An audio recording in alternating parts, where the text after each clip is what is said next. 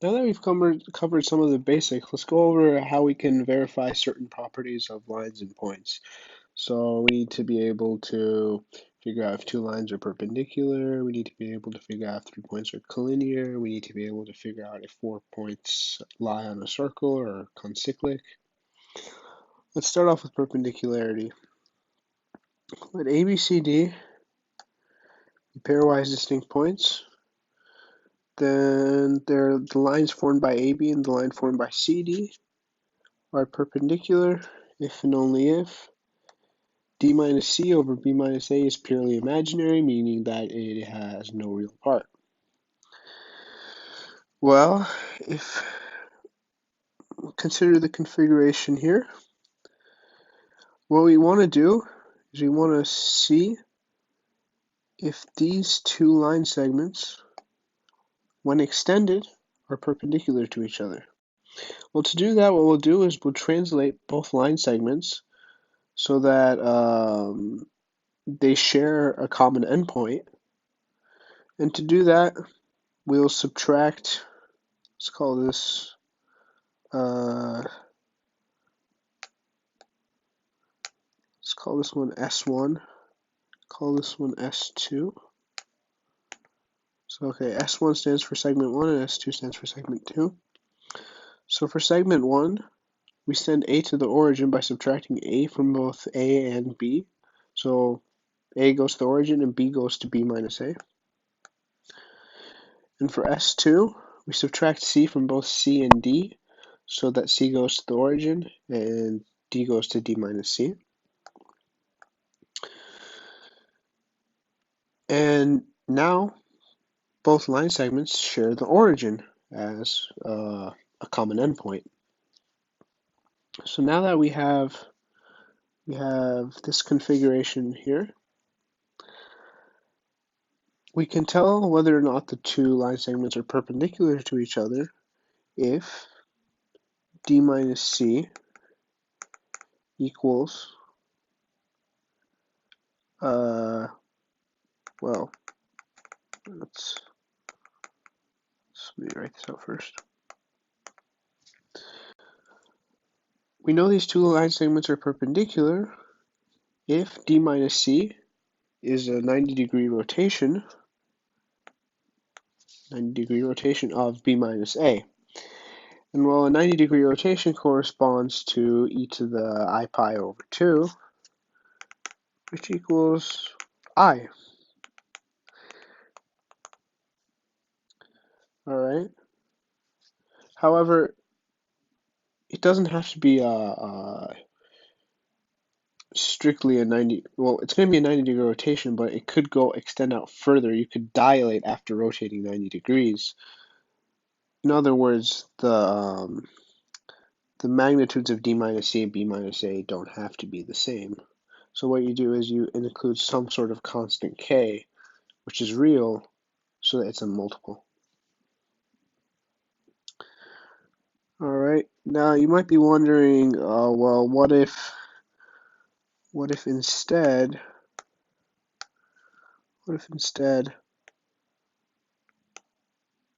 D minus C were somewhere here instead? Well, in that case, what you could do, you could take K to be negative, and then what would happen is that these two would just be the negatives of each other. So it will all be incorporated for this in K. All right. So we have our condition now. So what's going to happen? If D minus C equals Ki times B minus A, then D minus C over B minus A is going to be equal to Ki. And since K is real, that means that D minus C over B minus A must be purely imaginary, which is exactly what we wanted over here. All right, that handles perpendicularity. Let's move on to collinearity. Erase this too, doesn't get in the way.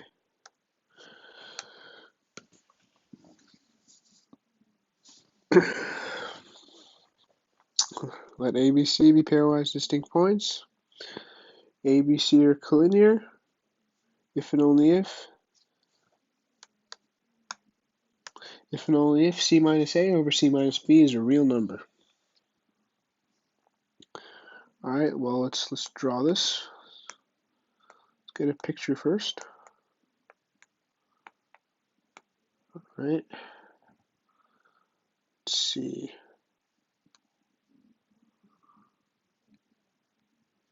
I will draw them first so that they are collinear. Now suppose we have ABC collinear. Then what we can do is just as before. Suppose that did not look good. Oops. I'm just gonna put my palm on the screen. Alright. Well, suppose B lies in between and lies on the line segment AC. So as before, we can translate all 3 points to the origin. And after doing so, we will get, well, if you subtract A from all of A, B, and C, then A is going to get sent to the origin. Whoops.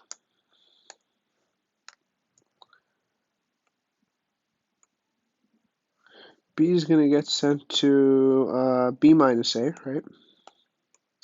And C is going to get sent to C minus A. Draw the line again.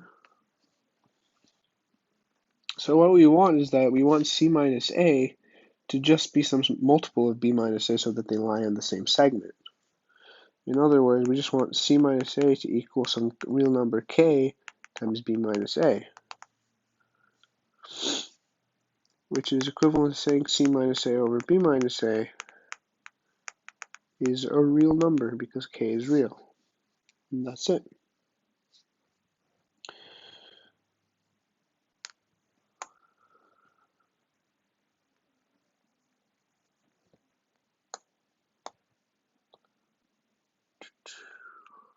Okay. Now just to get the point across,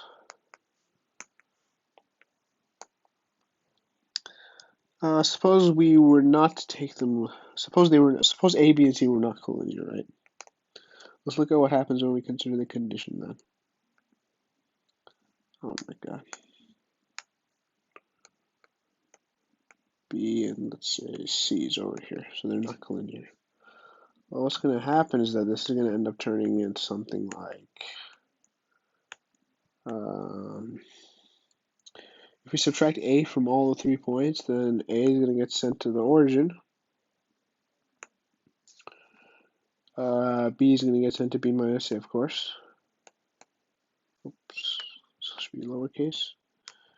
And it's got rid of something.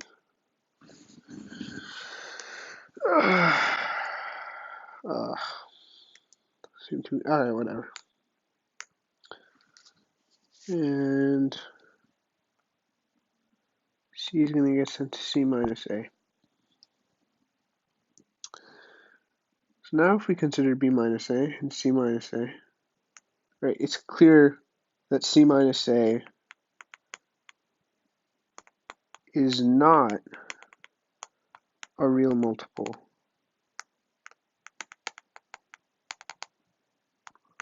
of B minus A because they don't lie on the same line extending from the origin. So C minus A over B minus A would not be real in this case. Alright, let's see. Oops. Alright, let's keep moving. Consequently, alright, let A, B, C, D be 4 pairwise distinct points. And they're concyclic, meaning they lie on a circle, if and only if the ratio of C minus A over C minus B to D minus A over D minus B is a real number. Alright, let's prove this.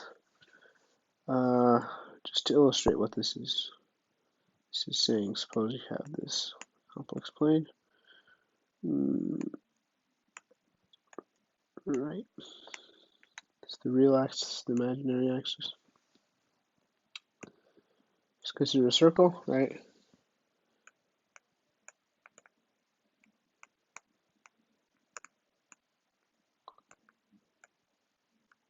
So by concyclic, I mean that A, B, C, D lie on the circle as you can see here. This is a circle.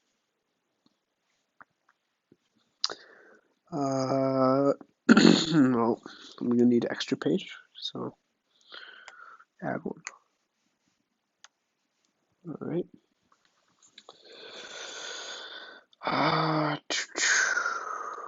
Okay. Let's see. Let's draw that circle again. All right. Draw the circle here first. And then what would this be? The way this has been phrased makes it kind of easy to consider. All right. Oops. Start from here. A, B, C, D. Let's draw our axes. This be the real axis. This be the imaginary axis. Oh, it looks like an L. Okay. All right. What we're gonna do is we're gonna draw on these lines. And it's a well-known property that a quadrilateral is cyclic if and only if these two angles match up. If you have not seen that statement before, just ask on the Discord and we can help you with it.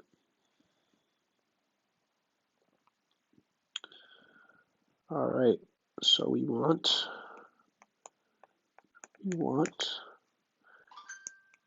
ADB to equal angle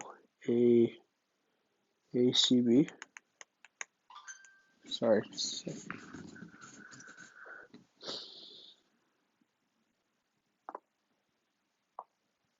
All right.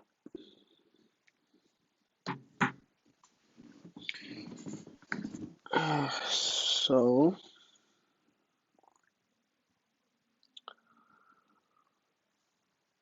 let's try to find angle ADB in terms of our four complex numbers corresponding to each of our 4 points. What I'm going to try to do. And let's see. In order to do that, let's simplify our diagram a little bit and not consider C.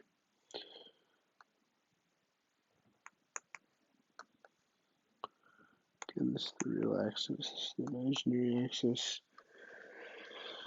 Alright,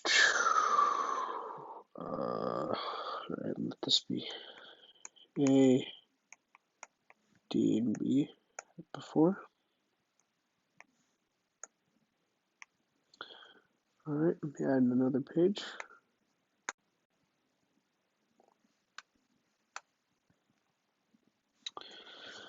And what we can do is we can subtract D from all 3 of the points so that D gets sent to the origin, A will get sent to A minus D, and B will get sent to B minus D as before. We'd see it in the perpendicularity and consequency conditions, sending a point to the origin and translating the others accordingly.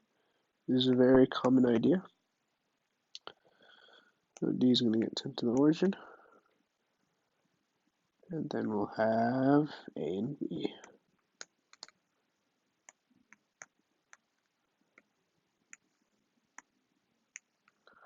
Okay, let's see. I'm sorry. All right, A gets sent to A minus D, right? And B gets sent to B minus D. And what we're looking for is the angle formed in between them. Let's say it's theta. Well, actually, let's call this angle theta 1, and what we're looking for is theta 1. Let's call this angle theta 2, which is the angle B minus D forms with the real axis. Label them again. All right. So, well,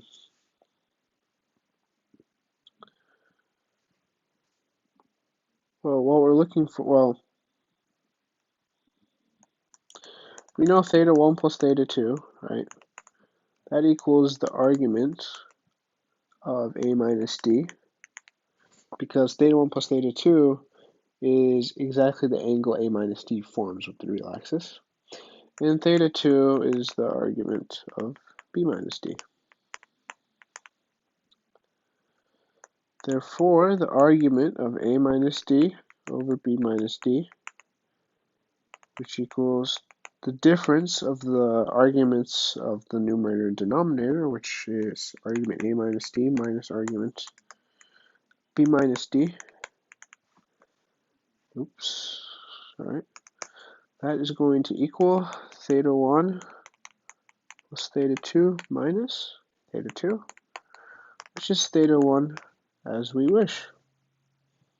So theta 1 is indeed the argument of A minus D over B minus D, which, if we scroll all the way back up, is this statement right here. All right. And similarly, we can conclude that the argument of C minus A, or, well, the way we did it, the argument of A minus C over B minus C is going to equal the angle ACB. And you can do that very similarly by instead just ignoring point D and considering a translation on A, B, and C to the origin. All right, let me erase this. And to finish, well, what we're going to want is angle ACB equaling angle, well, what we want is for angle ACB to equal angle ADB, which is equivalent to showing argument of C minus A over C minus B equals the argument of D minus A over D minus B.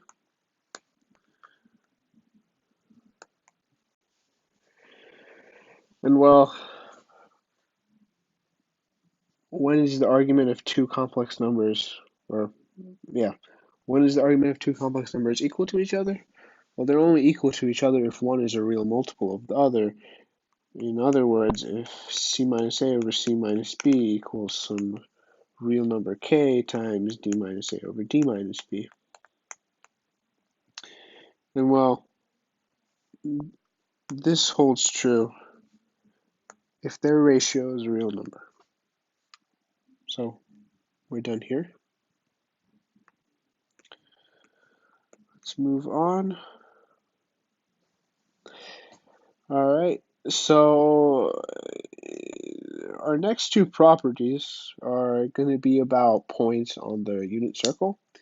And the reason for that is because of this important statement, that the conjugate of a real number that lies on the, that the conjugate of a complex number that lies on the unit circle is equal to its reciprocal.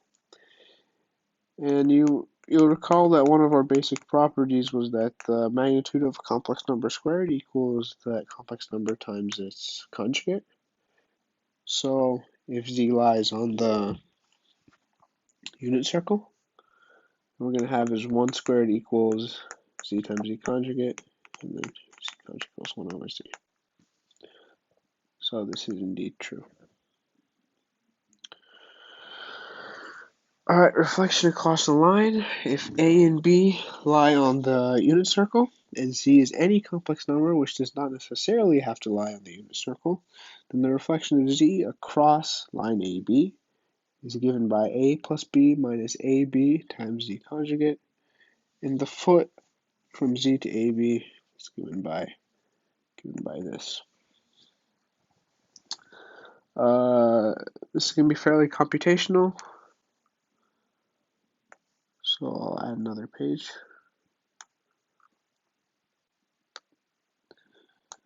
Alright. Alright, let's get a diagram in place. Suppose this is a unit circle, and that's the origin. Alright, let's say A is here, B is here, draw that, Z is here, we reflect across, and suppose that reflection is Z prime. What we want is Z prime in terms of A, B, and Z. Alright, let's see. What we're going to do is we're simply just going to verify that this complex number actually is the reflection. So, in order to do this, let's first ignore Z prime actually and make our diagram a little bit simpler.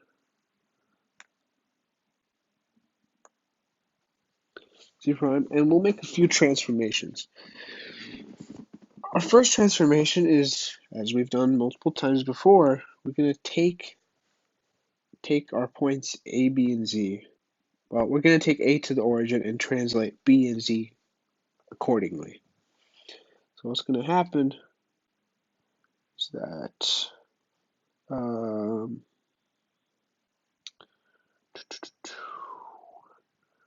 going to have is something that like this. So O is going to be there. Well, I'll just say O equals A, actually, because A is getting sent to the origin.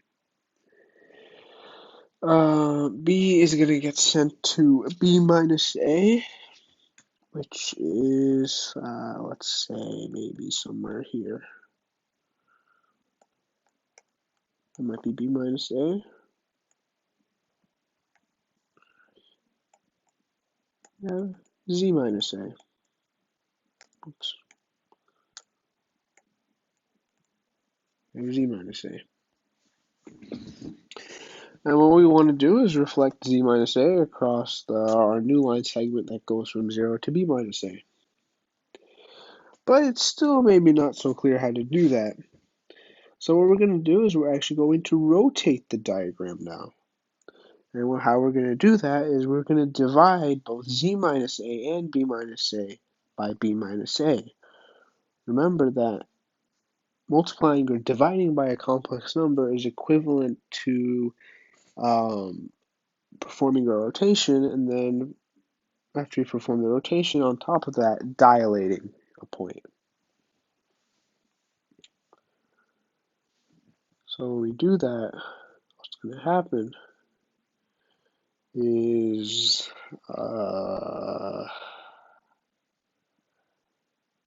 I'd like to say, since B minus A, I'd like to say that our new diagram might look something like this. It's going to be 0. Obviously, when you divide B minus A by B minus A, you get 1, right? Then Z, then maybe over here you might have Z minus A over B minus A. But what's convenient now is that reflecting across this line segment is very simple, because this line segment corresponds to the real axis. And how do you reflect a complex number across the real axis? You take its conjugate. So we know that this reflection point is simply the conjugate of z minus a over b minus a. All right, now we perform several transformations to get to this stage. So in order to go all the way back and figure out the reflection in this diagram, what we're going to have to do is we're going to have to take the inverse transformations to get back to here. All right, so what was our first move? Our first move was we subtracted a. Our second move was we divided by b minus a. Now to get back, we're gonna, our point z prime that we were looking for, what we're gonna do is we're gonna take z minus a over b minus a, take the conjugate of it. Since we divided by b minus a to get to the last stage, we're gonna multiply by b minus a to go back a stage. Alright, since we subtracted by a to get from the first stage to the second stage, to go from the second stage to the first stage, we simply add a. Alright, so now we're almost there. We got our formula for z prime, which as we wanted, but for some reason doesn't look the same as that. Why? Because you'll actually realize we didn't take advantage of the fact that a and b actually lie on the unit circle to perform this calculation. I put them on the unit circle just for reference, but there's nothing that we actually did here that that takes advantage of those facts. So actually, this boxed formula is the general formula. Now I will actually show that if you're given that a and b lie on the unit circle, then the expression on the right hand side actually does correspond to z prime equals a plus b minus ab times the conjugate of z if the magnitude of a and b is 1. That is, they lie on the unit circle. Alright, well, let's see. What we'll do is we will notice that this will be equal to, remember that handy formula we had before, where the conjugate is simply the reciprocal if a complex number lies on the unit circle.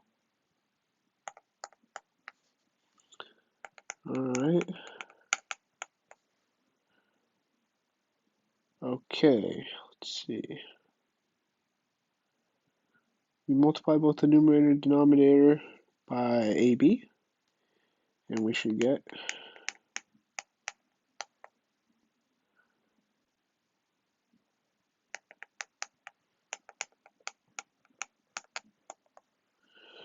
alright, well, this cancels out, gives you a minus 1.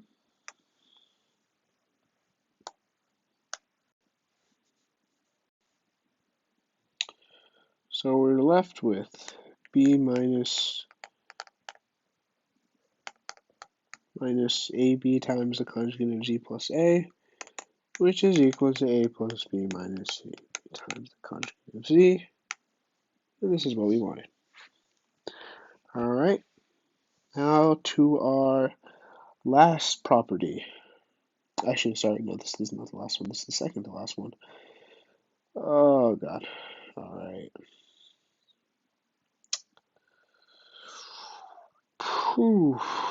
Alright.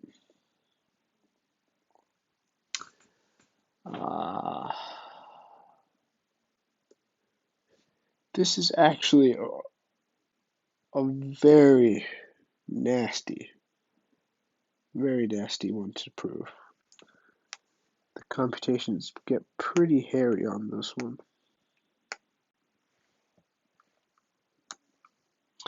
Anyways, if A, B, C, D lie on the unit circle, then the intersection of chord AB and chord CD is given by this expression. Alright. So this is, I'll just outline how you would go about this. It's not particularly fun, but alright, let's say AB is here. Then you got CD, maybe over here and here. And then there's note that the circle here is the unit circle. Alright.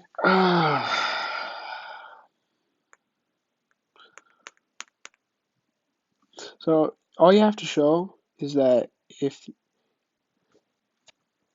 what you have to show is that this expression, when considered as a complex number, is collinear with A and B.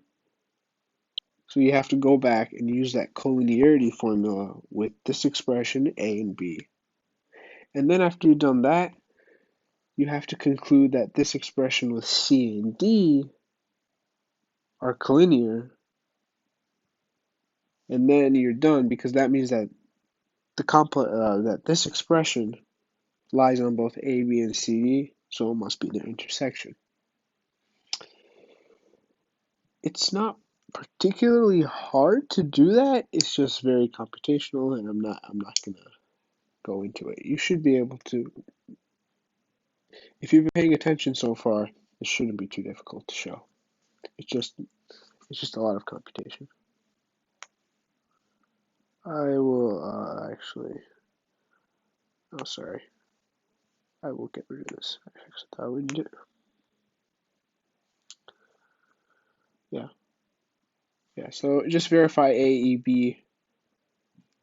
Well, actually, I'll just write this out. Let this expression equal E. Verify A, E, B collinear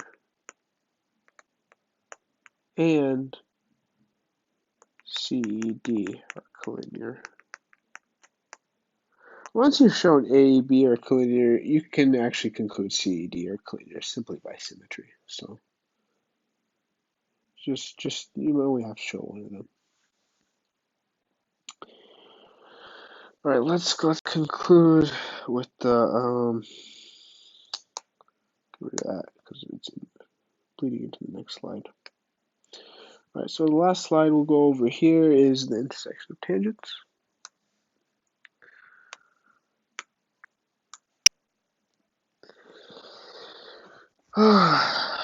Let AB be on the unit circle and select P so that PA and PAB are tangent to the unit circle. Then the intersection of the tangents is given by 2AB over A plus B. Alright.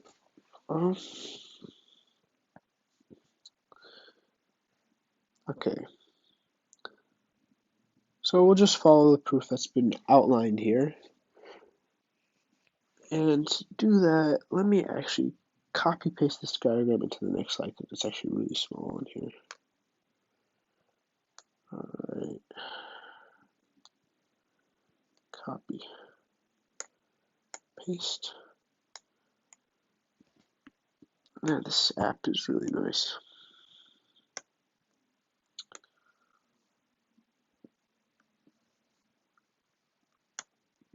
Oops. Alright. Oh,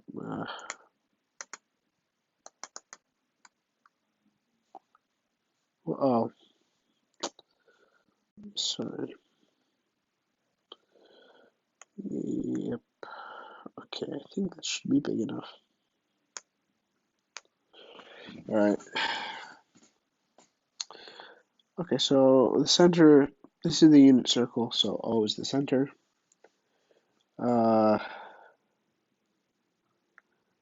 is on the unit circle, so distance from OA from O to A is 1. The distance from O to B is also 1. I cannot draw.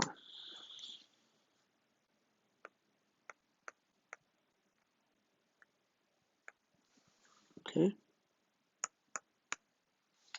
That's also 1. Let M be the midpoint. All right. And what you will notice is that we have 2 right angles. This is equal to P. We first want to show that OM times OP is equal to 1. That's the first thing we'll show. And it follows from, let me get my,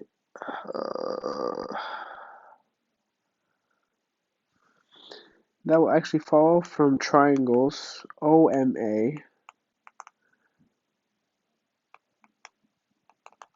being similar to triangle OAP. So what that similarity is actually going to give us is that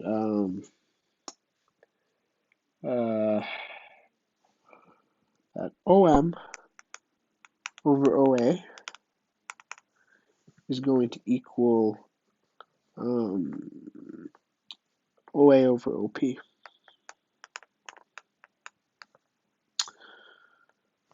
And since OA is 1, you can conclude that OM times OP is equal to 1.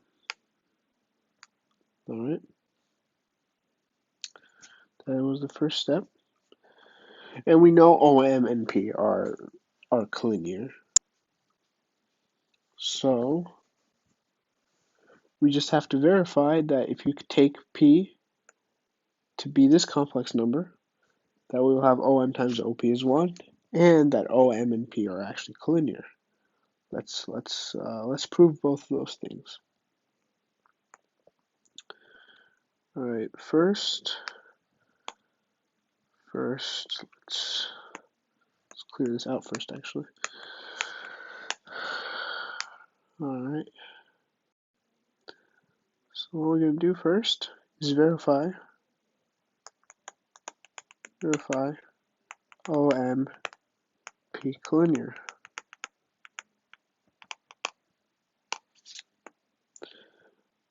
Well,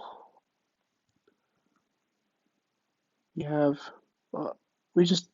to do that, we just need to show that P is a real multiple of M because O is the origin. So you just need to show P is a real multiple of M, sorry. Let's just write out what we have. Alright, P equals 2AB over A plus B. And M is the midpoint of A and B, which is A plus B over 2. We just need to verify P over M is a real number, which is the same as showing 4AB over A plus B squared is a real number.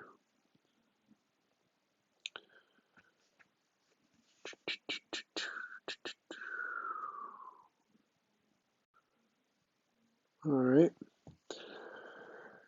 So we need to show 4AB over A plus B squared equals its own conjugate. And, well, let's just compute the conjugate, see what we get. The conjugate was going to equal A and B lie on the unit circle, so their conjugate is equal to their reciprocal. So we can simplify this as 4 over AB all over 1 over A plus 1 over B squared. If you multiply both the numerator and denominator by AB squared, what you are going to get is, interesting. Alright, let's let you know. Times AB squared.